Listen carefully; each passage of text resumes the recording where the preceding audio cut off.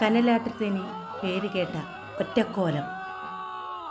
ഒരു രാത്രി മുഴുവൻ ആളിക്കത്തിയ കനലിലേക്കാണ് ഒറ്റക്കോലം വന്നു കയറുന്നത്.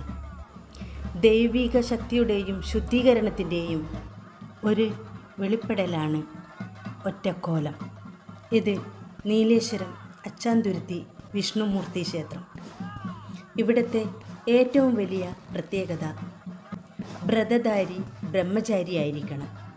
കാലങ്ങൾ ഒരുപാട് മുമ്പ് കുട്ടികൾ കെട്ടിയാടിയ കളിക്കോലത്തിൽ പ്രസാദിച്ച വിഷ്ണുമൂർത്തിയാണ് ഇവിടെയുള്ളത്.